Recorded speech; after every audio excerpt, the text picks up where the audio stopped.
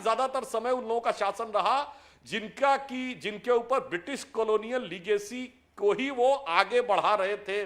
पहली बार एक ऐसे विचार के हाथ में शासन आया है जिसके ऊपर ब्रिटिश कॉलोनियल लीगेसी का कोई प्रभाव नहीं है।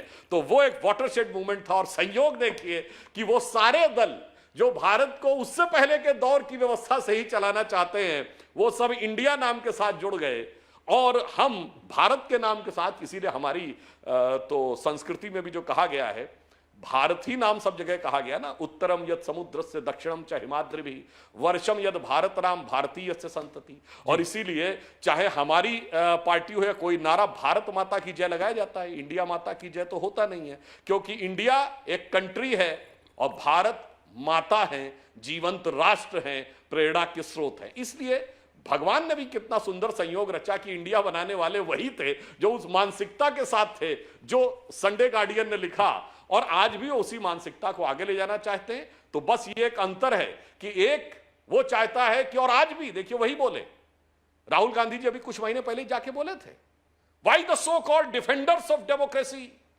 Europe and America are oblivious of the fact and they are not reacting. यानी आज भी जाके याचक की मुद्रा में उनके आगे खड़े हैं। और हम क्या कहते हैं कि India is the mother of democracy, Bharat लोकतंत्र की जननी है जी। जमीन आसमान का अंतर है इस सोच और उस सोच में। तो वैसा ही लगता है संयोग से यथा नाम तथा गुणा, तो जैसे गुण थे वैसा ही नाम भी मिला।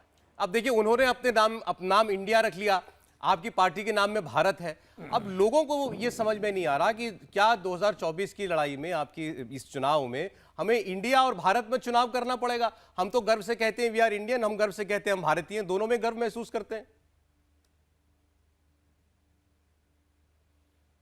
देखिए मैंने पुनः एक बात स्पष्ट कर दूं। पहली बात तो अगर शॉर्ट फॉर्म इतना है तो आज तक मैंने इंडियन नेशनल कांग्रेस को इंक बोलते तो नहीं सुना किसी को। आईएनसी है ना, तो इंक बोलते सुना है आपने कभी? तो अब यहां पर इंडिया, चलिए कोई बात नहीं। अगर यहां पर सिर्फ भाषा का अंतर है कि आप कहेंगे हमें भारतीय होने पर गर्व है and we are proud to be Indian, तो दोनों में भाव समान है। पर जब आप कहते हैं कॉन्सेप्ट ऑफ इंडिया और भारत की अवधारणा, अब यहां पे जमीन आसमान का अंतर है। और उल्लेखनीय बात यह है कि इंडिया नाम भी इंडस रिवर से पड़ा था और संयोग से अब इंडस रिवर भी हमारे इलाके में नहीं रही।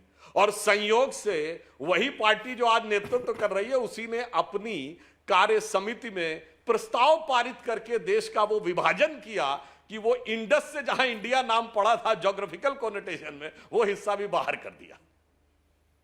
लेकिन कल से हम देख रहे हैं कांग्रेस पार्टी के प्रवक्ता, और मुझे लगता है आपको भी शायद कहा किसी ने कि भाई इंडिया नाम से दिक्कत है तो पाकिस्तान चले जाओ।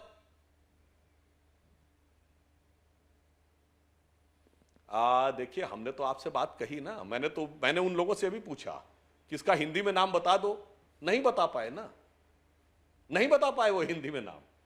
फिर एक डिबेट में एक सज्जन गूगल सर्च करके बोले तो कहते हैं भारतीय राष्ट्रीय लोकतांत्रिक समावेशी गठबंधन। अब अगर हमने कहा इसको हिंदी में कर दे तो भार लो स, तो ये तो भार लोग हो गया।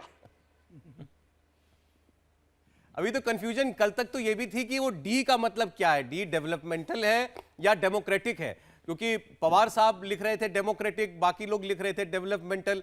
तो मुझे लगता है बाद में जाकर के समझ में आया होगा कि इसको हमें क्या कहना है। लेकिन अब ठीक है, अब उसमें क्लैरिटी है, डेवलपमेंटल ही है वो।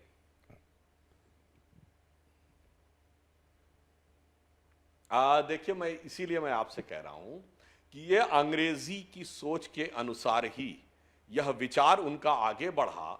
और मैं एक पंक्ति पुरानी कह देना चाहता हूं कि आज़ादी के 75 साल हो गए, मगर मानसिकता देखिए अभी कहां पे रुकी हुई है कि जो हम लोग कहते थे कि हो गए हैं स्वप्न सब साकार कैसे मान ले हम, टल गया सर से व्यथा का भार कैसे मान ले। अब आप बताइए, उसमें उस गीत में एक पंक्ति आती है कि न संयम व्यवस्था न एकात्मता है, भरी है अभी तक मनों में गुलामी, और वही राग अंग्रेजियत का पुराना सुनाते बड़े लोग नामी गिरामी। भटकती मधुर जिंदगी की पदों में अभी मुक्ति गायन स्वरों में न पहुंचा, उगा सूर्य कैसा कहो मुक्ति गाये, उजाला करोड़ों घरों में न पहुंचा। अब यही स्थिति है ना कि 75 साल के बाद भी आपने कितना बढ़िया बताया कि वरिष्ठ नेता कह रहा है कि अभी वही नहीं क्लियर था कि डी का अर्थ डेमोक्रेसी है कि क्या है। मैंने जितने प्रवक्ताओं से पूछा, कोई हिंदी का नाम बता ही नहीं पाया। देखिए, उनकी कोशिश सुधांशु जी ये है, पटना में याद कीजिए ममता बनर्जी जब प्रेस कॉन्फ्रेंस में आई थी तो उनसे कहा कि एक संवाददाता ने, किसी ने, मीडिया के आदमी ने सवाल पूछा कि आप लोग विपक्ष से ऐसा ऐसा कह रहे हैं। उन्होंने कहा हमको विपक्ष मत कहिए, हम विपक्ष नहीं है, हम देशभक्त हैं। अब कल जो इंडिया नाम रखा है उसके बाद भी मैसेज ये है कि हम हैं असली देशभक्त, सामने वाले तो ढोंगी हैं, आप लोग तो ढोंगी हैं, हम असली पेट्रियट हैं। तभी एक बार जब पीडीए नाम चला था उसमें भी पेट्रियट शब्द रखने की बात थी।